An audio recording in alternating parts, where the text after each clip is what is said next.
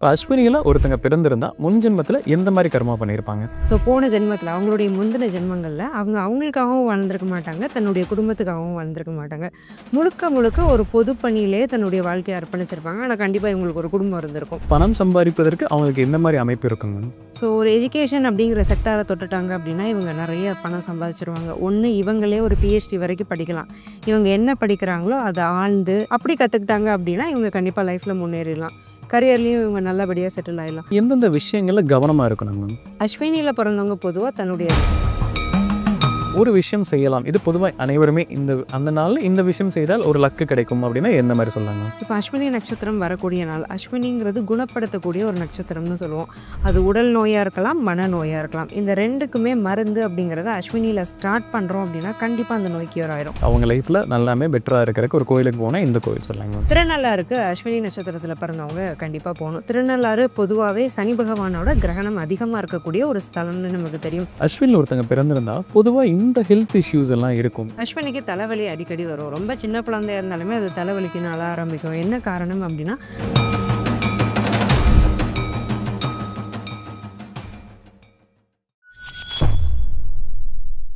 பக்தி பிளஸ் நேயர்கள் அனைவருக்கும் வணக்கம். இன்று நம்மோடு இணைந்தவர் ஆஸ்ட்ரோ முத்துக்குமாரி மேம் அவர்கள். வணக்கம் மேம். வணக்கம் சார். மேம், பொதுவாவே 27 நட்சத்திரங்கள் இருக்கு. ஒவ்வொருத்தங்களும் ஒவ்வொரு நட்சத்திரத்தில பிறக்குறாங்க. இப்போ உதாரணத்துக்கு அஸ்வினியில ஒரு நபர் பிறக்கணும் அப்படின்னா, முன் ஜென்மத்தில எந்த மாரி கர்மா பண்ணியிருந்தா இன்னைக்கு அஸ்வினியில பிறக்க முடியும் அப்படிங்கிறத பார்க்கலாமா? 27 நட்சத்திரங்களுக்குமே பார்க்கலாம். அந்த வரிசையில முதல்ல அஸ்வினியிலருந்து ஆரம்பிக்கலாங்க மேம். இப்ப அஸ்வினியில ஒருத்தங்க பிறந்திருந்தா, முன் ஜென்மத்தில எந்த மாரி கர்மா பண்ணியிருப்பாங்க?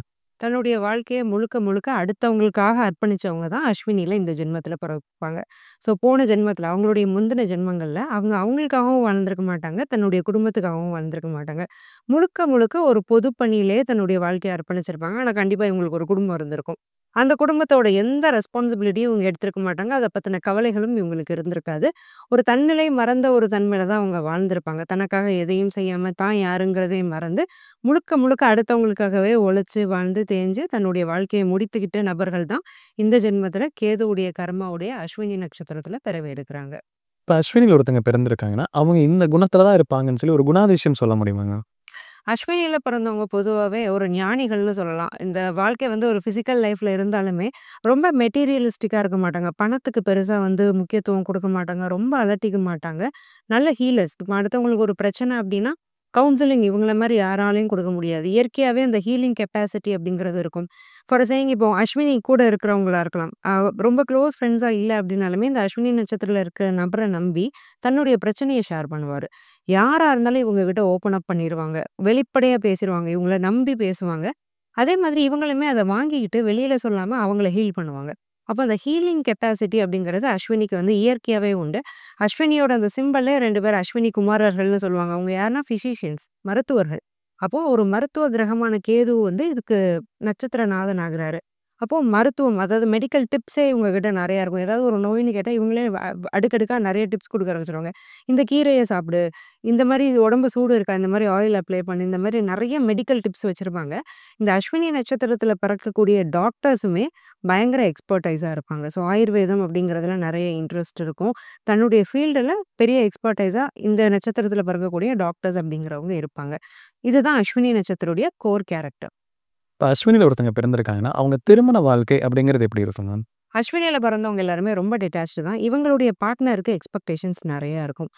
பொதுவாவே அஸ்வினியில பிறந்தவங்க எப்படிப்பட்ட நபர்கள அட்ராக்ட் பண்ணுவாங்கன்னா, ரொம்ப எமோஷனல் நீட் யாருக்கு தேவையோ அவங்கள தான் இந்த அஸ்வினி அட்ராக்ட் பண்ணும். இவங்க என்ன பண்ணுவாங்கன்னா, ரொம்ப அலட்டிக்க மாட்டாங்க, கண்டுக்க மாட்டாங்க. யாரு தன்ன ரொம்ப நேசிக்கிறாங்களோ, அவங்கள இன்னொருத்தர் ஈஸியா விரும்ப ஆரம்பிச்சுருவாங்க. அப்ப அஸ்வினி ஒரு அட்ராக்டிவ் பெர்சனாலிட்டி. இவங்களுடைய ஒரு ஸ்பவுஸ் எப்படி வருவாங்க அப்படின்னா, ரொம்ப தேவை இருக்கும். ரிலேஷன்ஷிப்க்கான நீட் அதிகமா இருக்கும். நம்ம ஹஸ்பண்டோ, ஒய்ஃபோ நம்மள நல்லா பார்த்துக்கணும், நமக்கு இம்பார்ட்டன்ஸ் குடுக்கணும், நமக்கு பிரையாரிடைஸ் பண்ணணுங்கிற எண்ணம் இவங்க பார்ட்னருக்கு அதிகமா இருக்கும். ஆனா அஸ்வினி என்ன பண்ணும்? கர்மமே கண்ணா வாழும். என்னுடைய வேலை இது. ஒய்ஃப நான் ரெஸ்பெக்ட் பண்றேன். என் ஹஸ்பண்ட நான் ரெஸ்பெக்ட் பண்றேன். பட் அவங்க தான் என் உலகம்லாம் என்னால வாழ முடியாது. அதே சமயம் அவங்கள நான் ஹார்மும் பண்ண மாட்டேன். இந்த மாரி பட்டும் படாமலும் திருமண வாழ்க்கையில அஸ்வினி போயிட்டுருப்பாங்க.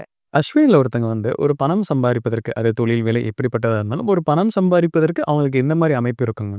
ஸோ ஒரு எஜுகேஷன் அப்படிங்கிற செக்டார தொட்டுட்டாங்க அப்படின்னா, இவங்க நெறைய பணம் சம்பாதிச்சுருவாங்க. ஒண்ணு இவங்களே ஒரு பிஹெச்டி வரைக்கும் படிக்கலாம்.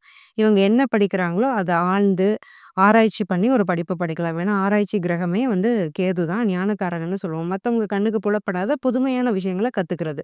அப்படி கத்துக்கிட்டாங்க அப்படின்னா, இவங்க கண்டிப்பா லைஃப்ல முன்னேறிடலாம். கரியர்லயும் இவங்க நல்லபடியா செட்டில் ஆயிடலாம்.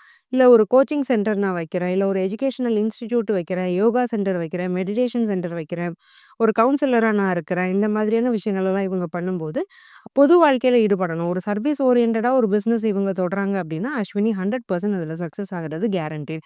ஏன்னா, இவங்களுக்கு இன்பில்ட்டாவே இந்த விஷயங்கள் வரும். இவங்க எதையோ ஒண்ணு வெளியில போய் கத்துக்கிட்டோ, படிச்சுக்கிட்டோ பண்ண வேண்டாம். இன்பில்ட்டா இவங்களுக்கு இயற்கையா இருக்கக்கூடிய குணம் ஏதோ, அத இவங்க செய்யும்போது கண்டிப்பா சக்சஸ் ஆயிடுறாங்க. இப்ப அஸ்வின்ல ஒருத்தங்க பொதுவா பிறந்திருக்காங்கன்னா, எந்தெந்த விஷயங்கள்ல கவனமா இருக்கணும் மேம்?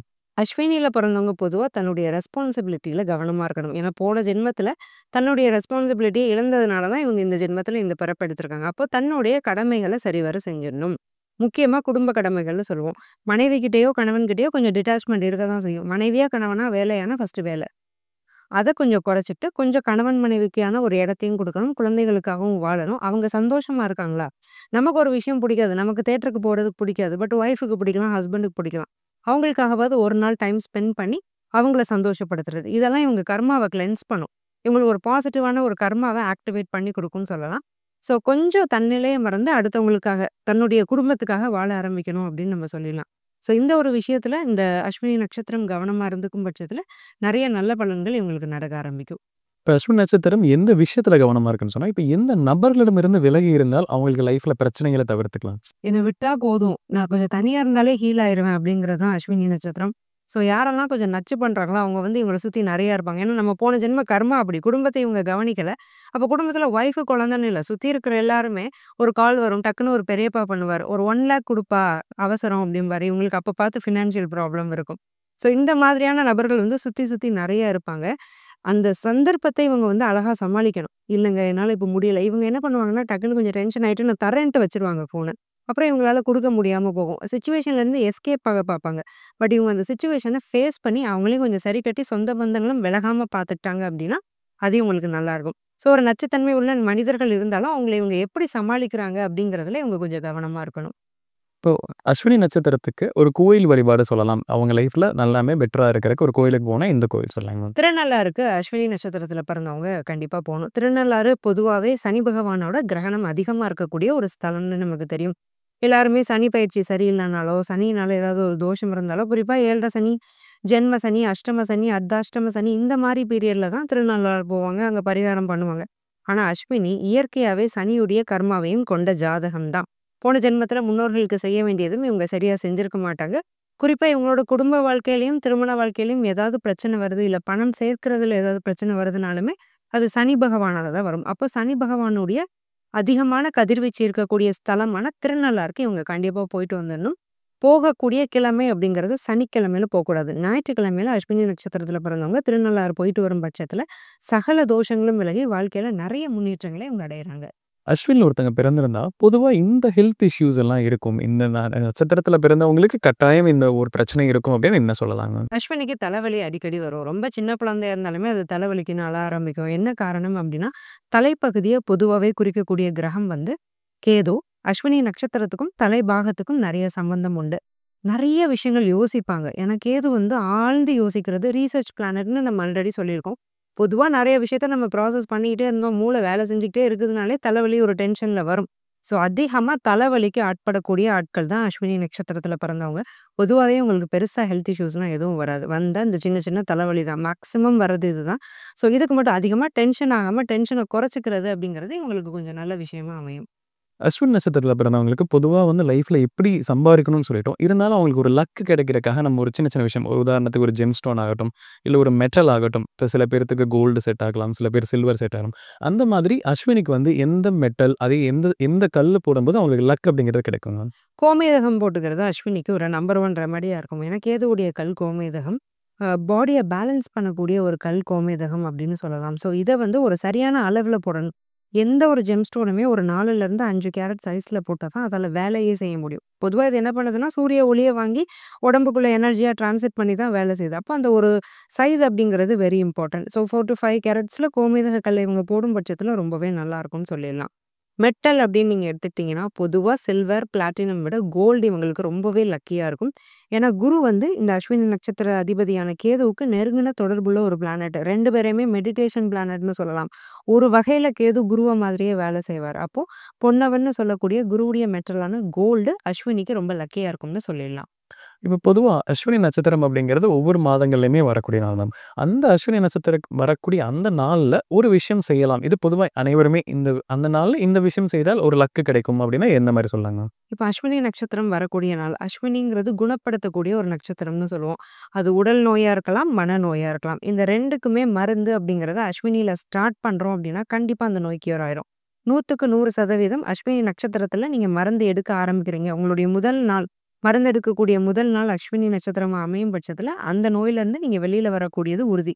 அது எப்பேர்ப்பட்ட கொடிய நோயா இருந்தாலும், உயிர்க்கொல்லி நோயா இருந்தாலுமே அஸ்வினி அத சரி செஞ்சிரும். அதனால அந்த மருத்துவம் அப்படிங்கிறத நீங்க எடுத்துக்கலாம். ஒருவேள மனநோயே இருக்கு. ஒரு கவுன்சிலிங் போறனாலும் அஸ்வினி நட்சத்திரத்தில ஒரு சைக்கியாட்ரிஸ்ட்ட தேடி போங்க. கண்டிப்பா அதிலிருந்து நீங்க ஹீல் ஆயிடலாம். இப்ப நம்ம அஸ்வினி நட்சத்திரத்துடைய வாழ்நாள் ராசி பலன் எப்படி இருக்கும்? அவங்க பிறப்பிலிருந்து எந்த குணத்தில இருப்பாங்க? எப்படிப்பட்டவங்களா இருப்பாங்கிறத பார்த்தோமே. முன்ஜென்ம கர்மாவும் பார்த்தோம். கண்டிப்பா நம்ம நேயர்களுக்கு ஒரு பயனுள்ள கருத்துக்கள் அமைந்திருக்கும். மீண்டும் ஒரு பதிவில் சந்திக்கலாம். ரொம்ப நன்றிங்க மேம். நன்றி சார்.